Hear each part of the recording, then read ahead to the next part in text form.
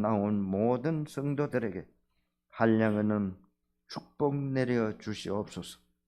예수님 이름으로 기도드리옵나이다. 아멘.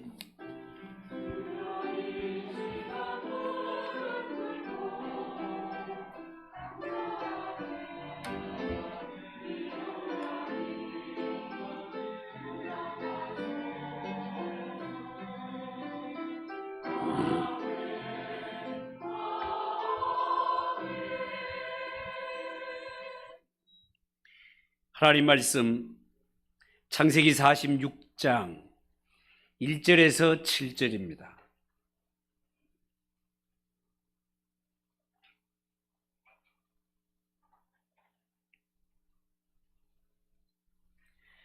창세기 46장 1절에서 7절까지 한 절씩 교독합시다. 이스라엘이 모든 소유를 이끌고 떠나 브엘세바에 이르러 그의 아버지 이삭의 하나님께 희생 제사를 드리니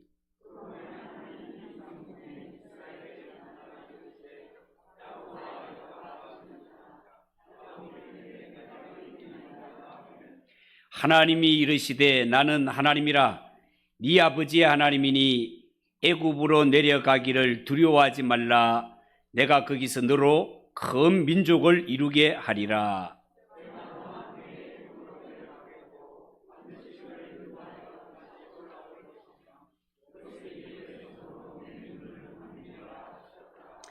야곱이 브엘세바에서 떠날새 이스라엘의 아들들이 바로가 그를 태우려고 보낸 수레에 자기들의 아버지 야곱과 자기들의 처자들을 태우고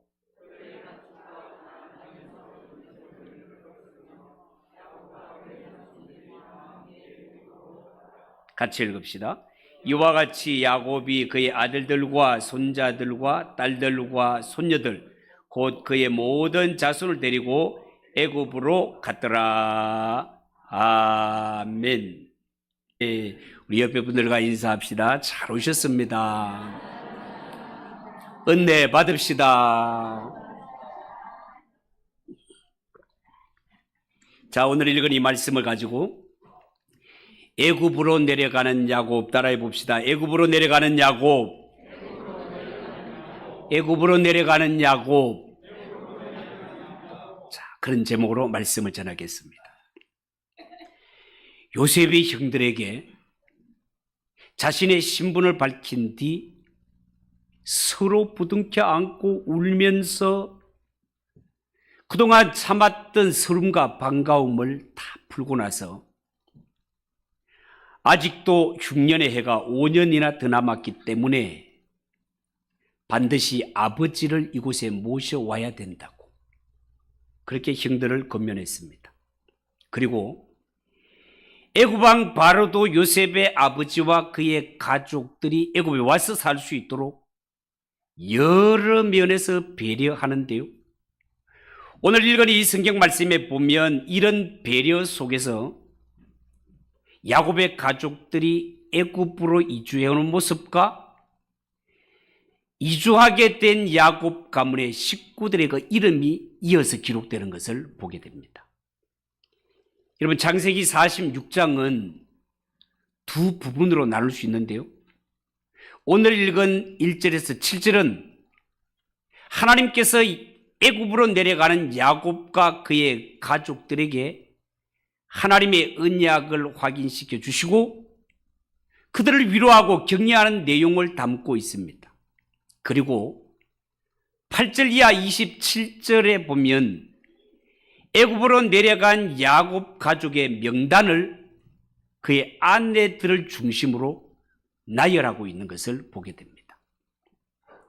여러분, 창세기 35장에 보면은요, 하나님께서 야곱에게 복을 주시며 앞으로 너의 몸에서 이스라엘의 총회가 나오게 될 것이고 왕들이 너의 허리에서 나올 것이라고 그렇게 축복하시고 예고하시는데, 이 하나님의 말씀과 약속은 당시의 야곱에게는 꿈만 같은 그런 약속이었을 것입니다. 여러분, 야곱의 삶이 어땠습니까? 야곱의 삶은 그가 하나님을 체험하기 전에는 어떻게 속임수를 쓰서라도 내가 원하는 것을 손에 넣고야만은 정말 날강도 같은 인생을 살았지만 그의 꿈은 또한 신기루와 같아서 손에 잡히듯 하면서도 잡히지 않는 가운데 정말 험악한 인생 살아가는 것을 보게 됩니다. 그런데 이랬던 야곱이 하나님을 만난 후에는 자신의 꿈이 아닌 하나님이 주신 꿈을 쫓는 인생이 되었습니다. 야곱의 가족이 애굽으로 내려가는 것은 어쩌면 한치의 오차도 없으신 하나님의 예정과 섭리 안에 있었지만 하나님의 마음을 다 이해할 수 없는 야곱은 아마도 애굽 땅으로 내려갈 때 마음속에 온갖 갈등이 교차했을 것입니다. 그렇지만 그동안 죽은 줄로만 알고 있었던 요셉이 살아있다는 것과 그리고 그 요셉이 지금 대제국 애굽의 총리가 되어 있다는 사실과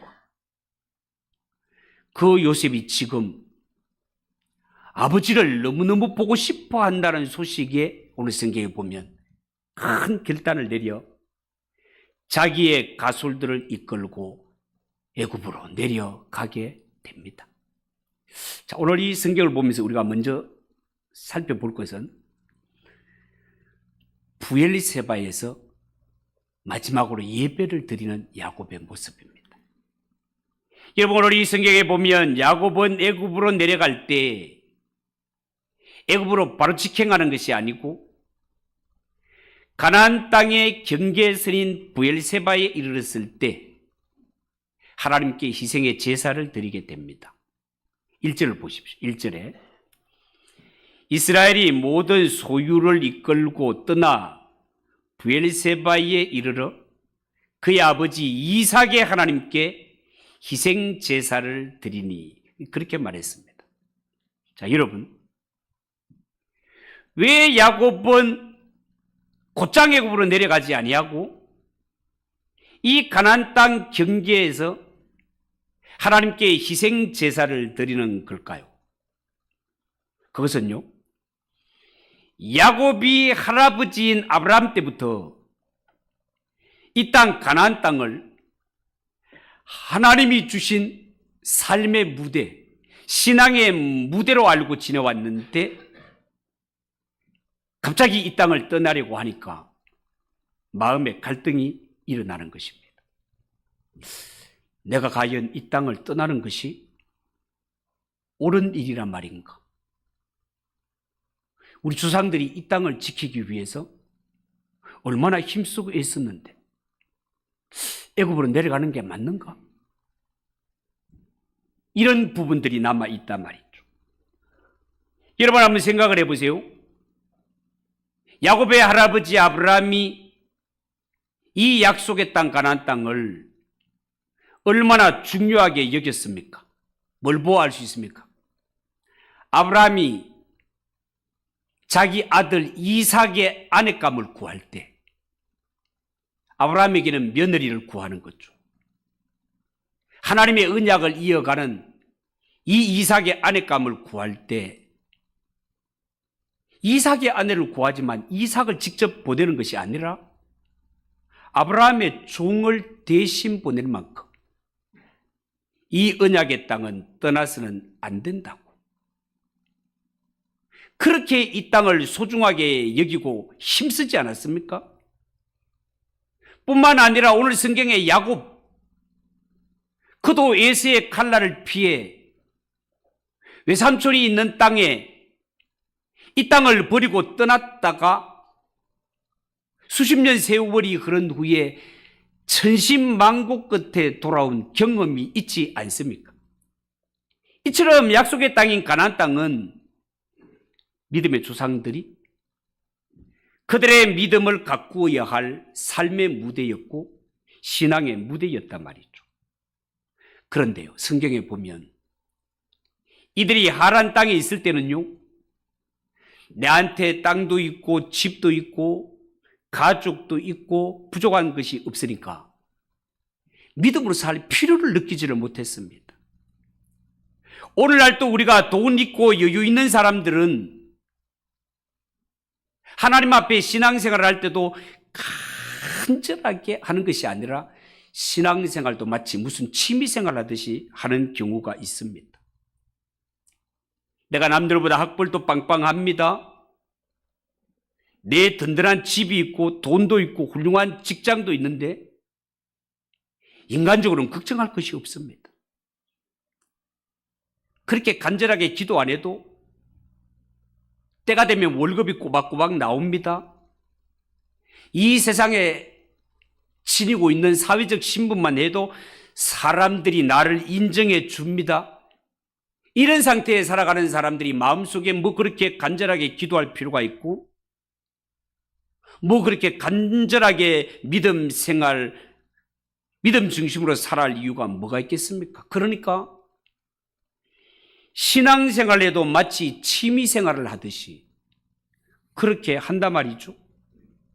그러나 여러분, 하나님이 주신 약속의 땅 가나안 땅은 취미로 하나님을 믿을 수 있는 곳이 아니었습니다. 이 땅에 사는 동안 기를 쓰고 하나님의 말씀을 붙들지 않으면 하나님의 언약 백성이라 하더라도 저절로 가난한 사람, 세상 사람들과 동화될 수밖에 없는 죄악이 관영한 땅이 가나안 땅이었습니다. 그런데 오늘 성경에 보면 야곱이 이제 정들었던 가나안 땅을 떠나 애굽으로 내려가려고 하고 있단 말이죠. 그러면서 야곱은 마지막으로 브엘세바에서 하나님께 다시 한번 질문하는 기도, 제사를 드리고 있는 것입니다. 야곱의 브엘세바 제단에는 이런 뜻이 있습니다. 하나님, 제가 지금 가나안 땅을 떠나 애굽으로 내려가고 있습니다. 지금까지 볼 때 하나님은 어떤 경우에도 가나안 땅을 떠나지 말라고 말씀하셨는데 하나님, 저는 지금 어쩔 수 없이 이곳을 떠나게 되었습니다. 그런데 이렇게 가나안 땅을 떠나도 되겠습니까? 떠나는 것이 맞습니까? 만약에 제가 이 땅을 떠나면 하나님이 이 땅을 우리 후손들에게 주시겠다고 하는 그 약속은 어떻게 되는 것입니까? 하나님, 무효가 되는 것 아닙니까? 만약에 지금이라도 하나님이 원하시지 않는다면 저는 발걸음 돌이켜 가나안 땅으로 돌아가겠습니다. 하나님, 제가 어떻게 해야 할지 그 길을 저에게 가르쳐 주시옵소서. 이 간절한 마음으로 브엘세바에서 단을 쌓고 있는 것입니다. 여러분, 야곱이 드리는 이 브엘세바에서의 기도를 보면 그동안 야곱이 하나님 앞에 영적으로 신앙적으로 많이 성숙해졌구나라는 것을 느낄 수 있습니다. 여러분, 보통 사람들은 지금까지 자신이 믿어왔던 일에 변동이 생기게 되면 큰 혼란을 느낍니다. 딜레마에 빠지게 됩니다. 목사님이 되기 위해 출발한 사람들을 보면 내가 목사가 되는 것은 하나님이 기뻐하시는 뜻이다라고 확신을 갖고 출발했지만 총신대학의 대학원에 시험을 치는 시험마다 떨어지는 사람들이 있습니다. 그때는 믿음이 흔들리지요. 그렇게 흔들려서 도중에 돌아선 사람들이 한둘이 아니다 말입니다. 그런데 야곱은 그렇지 않았습니다. 설사 지금까지 하나님의 뜻으로 생각하고 붙들어 왔던 것이 다른 결과로 내 눈앞에 펼쳐진다 하더라도 야곱에게 있어서 하나님은 여전히 찬양 받으셔야 되고 여전히 경배를 받으실 분으로 인정했습니다. 그래서 야곱은 눈앞에 다른 현실이 나타났지만 혼란과 절망에 빠지는 대신 하나님 앞에 기도의 무릎을 꿇습니다. 하나님께 예배를 드리게 됩니다. 여러분, 야곱은 비록 자신의 생각과 하나님의 뜻이 다르게 나타났을지라도 내가 지금까지 경험한 하나님은 선하신 하나님이시고 하나님은 늘 100점이신 오르신 하나님. 나는 잘한다고 했지만 언제나 틀렸지만 하나님은 언제나 오르시고 100점이셨던 하나님, 그 하나님 앞에 겸손히 엎드려 자신의 길을 인도해 달라고 자신의 길을 하나님께 온전히 맡기는 제단이 바로 야곱에게 있어서는 브엘세바 제단이 되겠습니다. 여러분, 그렇습니다. 우리가 살면서 혼란이 오고 어려움 속에서 하나님께 제단을 쌓으며 기도하며 나가는 야곱의 모습은 분명히 그가 영적으로 신앙적으로 한층 더 성숙된 모습이라 하겠습니다.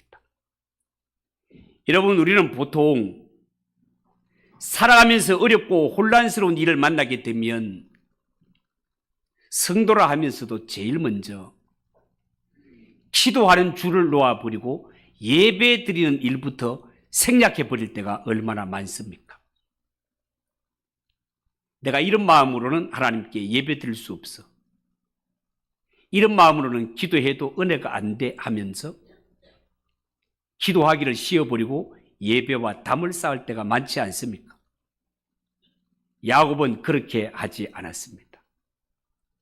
하나님은 나의 형편과 상관없이 언제 어디서나 예배와 경배를 받으시기에 합당한 분이시며 나는 마땅히 하나님께 기도하고 마땅히 예배해야 된다라고 여겼습니다.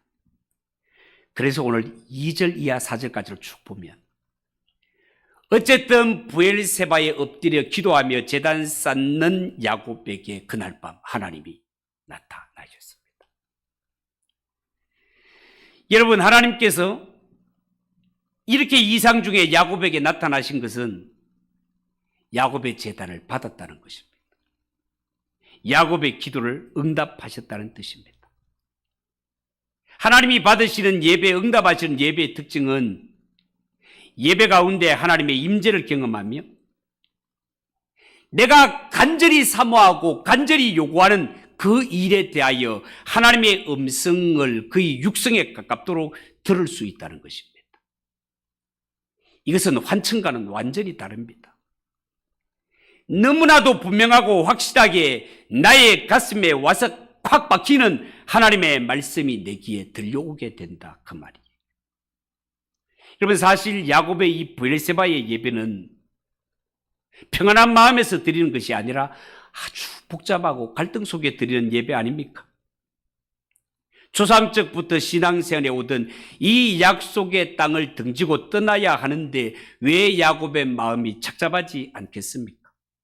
그런데 이 착잡한 마음으로 기도하는 야곱에게 하나님이 찾아오셔서 응답을 주십니다. 야곱아, 네가 애굽으로 내려가는 것은 결코 하나님의 뜻에 대한 불순종이나 영적인 패배가 아니라는 것입니다. 네가 애굽으로 내려가는 것은 이제 가나안 시대가 끝났기 때문이며 네가 애굽에 내려가는 일은 아브라함에게 너의 후손이 민족을 이루게 되겠다는 이 뜻을 하나님이 이루시게 하기 위하여서 내려가게 하는 것이니 네가 애굽에 내려가는 것, 하나님이 하나님의 약속을 이루는 과정이라고 말씀하십니다. 뿐만 아니라 야곱아, 네만 내려가는 것이 아니고 내가 너와 함께 내려갈 것이며 너의 아들 요셉이 너의 눈을 감기게 될 것이라고 그렇게 말씀하셨습니다. 여러분, 요셉이 야곱의 눈을 감기게 한다는 말 속에는 굉장히 중요한 의미가 들어있습니다. 여러분, 우리 민족 같으면 부모님의 임종을 굉장히 중요하게 생각하지 않습니까? 그래서 어떻게 해서든지 자식들은 부모님의 임종을 지켜보아야 되고 그 손으로 부모님의 눈을 감겨드려야 한다고 생각을 합니다. 그런데 오늘 성경에 요셉이 야곱의 눈을 감기게 한다는 것은 그런 뜻이 아니에요. 그 속에는 훨씬 중요한 뜻이 있습니다. 이것은요, 야곱아, 너는 나의 약속의 성취를 다 보지는 못할 것이다. 그리고 너를 통해 성취되지 못한 내 뜻은 너의 아들 요셉에게로 이어지게 되느니라. 그런 뜻입니다. 야곱이 그토록 갈망했던 하나님 나라에 대한 소망, 이것이 야곱의 생전에 다 이루어지는 것이 아니고 이 소망은 요셉이라는 새로운 지도자에게 넘어가게 된다는 것입니다. 여러분, 우리가 이것을 보면서 하나님의 나라는 한 사람의 손으로 이루어지는 것이 아니라는 사실을 깨닫게 되죠. 정말로 그렇습니다. 우리가 하나님의 나라가 발전해가는 이러한 모습을 볼 때, 하나님의 크신 구속의 흐름을 놓고 볼 때, 한평생 눈물로 씨를 뿌리는 사람이 있는가 하면 그 열매를 거두는 사람이 따로 있습니다. 한평생 눈물로 말씀의 씨앗을 뿌렸지만 이 복음의 열매를 거두지 못하고 죽는 사람이 있는가 하면 앞서 뿌려놓은 씨를 앉아서 거두는 사람이 있습니다. 하나님의 앞에 맡은 역할의 분량이 다 다른 것입니다. 하나님이 맡기신 그 사명이 무엇이든지 맡은 자리에서 하나님이 맡기신 일을 충성스럽게 감당하는 것이 잘하는 것이단 말이에요. 두 번째 오늘 볼 것은 드디어 야곱이 애굽으로 내려가는 장면, 5절 이하입니다. 여러분, 하나님의 응답을 받은 야곱, 기쁜 마음으로 애굽으로 내려갑니다.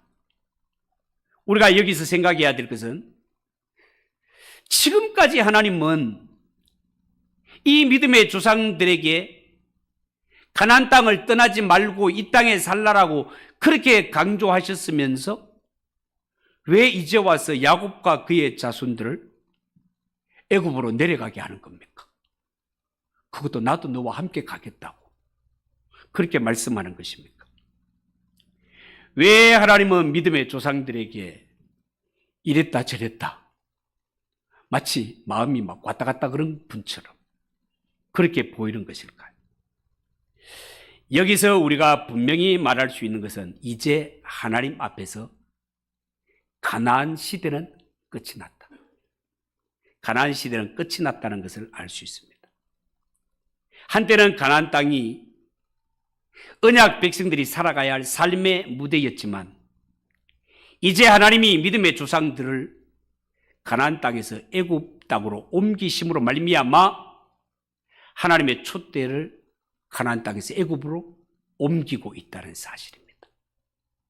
지금까지 분명히 하나님은 가나안 땅을 계시의 무대로 사용하셨습니다.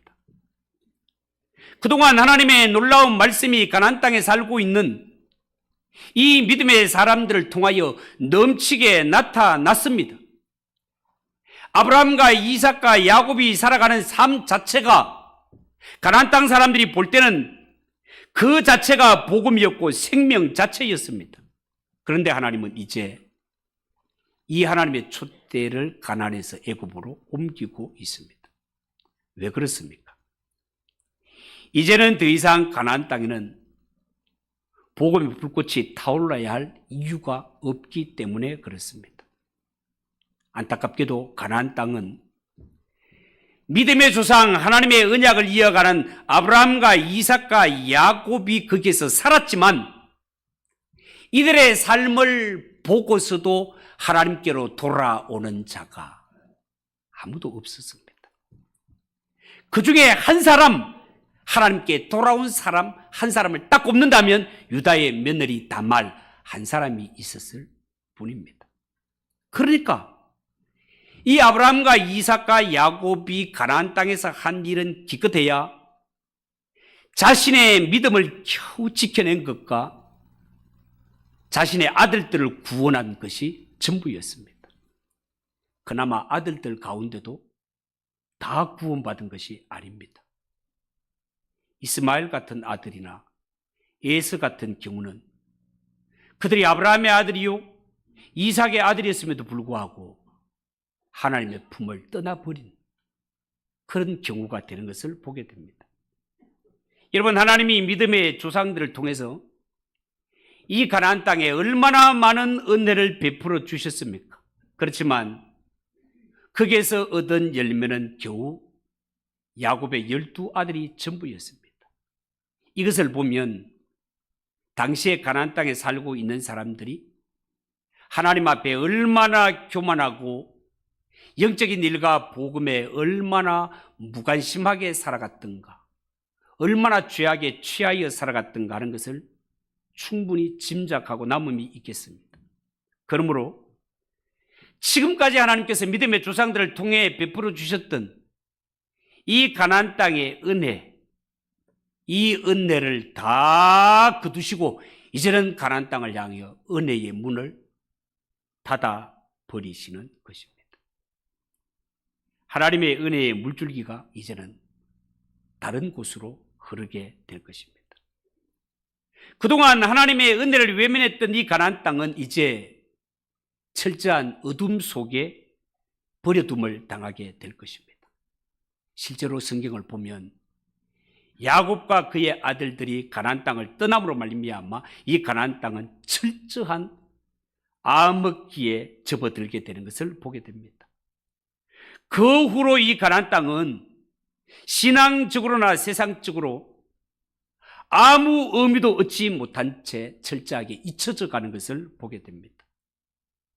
가나안 땅이 역사의 무대에 다시 등장하게 될 때는 애굽에 내려갔던 이제 이 야곱의 후손들이 이스라엘이라는 국가 이스라엘이 되어서 출애굽한 후에 그때 다시 등장하는 가나안 땅은 이스라엘을 통하여 정복당할, 심판당할 대상으로 등장하는 것을 보게 됩니다. 여러분, 야곱과 가족들이 애굽을 떠나는 것은 이제 가나안 사람들은 구원받을 가치가 없는 자들이며 그들에게서 소망은 사라져 버렸다는 것을 의미합니다. 하나님께서 그들에게서 촛대를 옮겨버린 것입니다. 촛대를 옮겨버린다는 것은 심판의 대상이다, 그 말입니다. 여러분, 세계사나 교회의 역사를 보면 이런 비슷한 일들이 참 많습니다. 한때는 복음의 광채가 환하게 빛이 났지만 하나님이 촛대를 옮겨버리시니 그 나라가 한순간에 역사의 무대에서 사라져버리는 이런 일들이 성경에 빈번하게 나타난단 말이죠. 여러분, 요한계시록에서 예수님은 첫사랑을 잃어버린 에베소 교회를 향하여 내 촛대를 옮겨버리겠다고 말씀하신 적이 있습니다. 그 당시 에베소라는 도시는요, 하나님의 말씀이 풍성하던 도시였습니다. 복음이 왕성한 곳이었습니다. 그렇지만 지금 에베소는 역사 속에 이름만 남아있을 뿐 더 이상 세계 역사 중심에 서 있지를 못합니다. 에베소는 돌무더기만 남아있는 화석 같은 도시가 되어버렸습니다. 여러분, 한때 우리나라도 정말 교회가 부흥하고 교회를 세우기만 하면 사람이 찾던 때가 있었습니다. 세계 교회의 주목을 받았습니다. 그러나 코로나 때만 한국 교회가 10,000교회 이상이 문을 닫았습니다. 여러분, 우리 대한민국이 교회의 부흥과 함께 발전되고 교회가 세라감과 더불어 마치 점점 침몰해가는 배와 같은 그런 인상이 들지 않습니까? 열심히 일하며 열심히 예수 믿은 이러한 때에는 교회의 부흥과 더불어 이 나라가 세계 속에 대한민국으로 우뚝 섰지만 풍요함 속에 사람들이 세속화되며 하나님의 은혜를 잊어버려 갈 때 이 땅에 위기가 찾아오는 것을 부인할 수 없는 이런 생이 되어버렸단 말이죠. 어떻게 하면 인생을 더 즐겁게 살 수 있을까를 생각하지 인생이 어디에 와서 어디로 가는지, 죽음 후의 인생은 어떻게 되는지, 여기에 대해서 전혀 관심 없이 살아가는 현대인들의 모습을 봅니다. 여러분, 하나님께서 촛대를 옮겨버리시면 그 당시에 아무리 왕성했던 도시도 쇠락하고 마는 것을 교회의 역사를 통해 보지 않습니까? 그런 의미에서 오늘날 교회들은 하나님 앞에 첫사랑을 회복하고 하나님이 기뻐하시는 이 나라의 모습을 회복해 가는 것이 얼마나 중요한지 모릅니다. 회복하지 않으면 하나님의 촛대는 옮겨지고 말 것입니다. 여러분, 사회가 주위의 어려움을 겪는 사람들이 많이 있건만 나 혼자 잘 먹고 잘 살겠다고 돌아보지 않는 이러한 삶은 절대로 좋은 사회가 아닙니다. 어떤 사람은 사랑하는 자녀 등록금도 대지 못해 구하기 힘들었는데 어떤 사람은 자식 가외하는데 한 과목당 수백만 원, 수천만 원을 주는 이런 사회는 결코 좋은 사회가 아닙니다. 여러분, 야곱의 가족들이 애굽으로 옮겨감으로 말미암아 하나님의 나라는 새로운 국면으로 접어들게 됩니다. 이제는 개인이 어떻게 신앙생활을 하는가 단계에서 앞으로 내려갔던 야곱의 가족이 국가 이스라엘로 거듭나게 되면서 이 국가 이스라엘이 하나님의 율법 앞에 어떻게 나타나는가의 단계로 변해가는 것을 보게 될 것입니다. 우리 기독교 신앙은 절대로 나 혼자 잘 믿는 데서 그치는 것이 아닙니다. 나 혼자 기도 잘하고 나 혼자 봉사 잘하는 데서 그치는 것이 아닙니다. 하나님이 요구하는 신앙은 내 가진 신앙, 하나님과의 관계에서는 물론이요 다른 사람과의 관계에서 나타나기를 원하십니다. 나 하나가 아니라 공동체를 통하여 하나님 앞에 나타나기를 하나님이 원하십니다.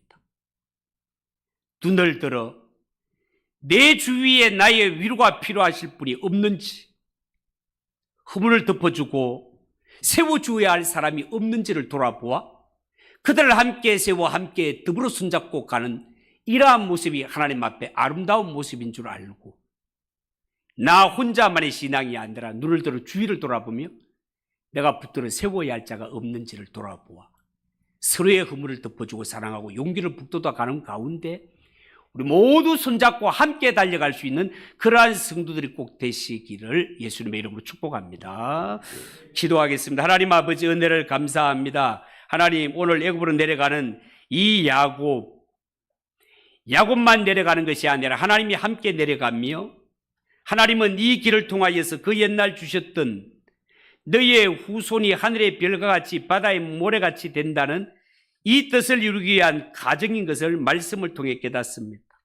하나님 아버지, 우리가 이 땅에 살아가면서 일어나는 모든 일들을 하나님의 큰 역사, 구속의 역사에 비추어 볼 수 있는 영안이 열리게 하시고 하나님, 이제는 나 혼자가 아니라 우리 모두가 함께 든든히 서서 하나님이 기뻐하는 믿음의 길로 달려갈 수 있는 우리 모든 성도들 되게 역사하여 주시옵소서. 예수님의 이름으로 기도하옵나이다. 아멘. 304장 찬송하겠습니다.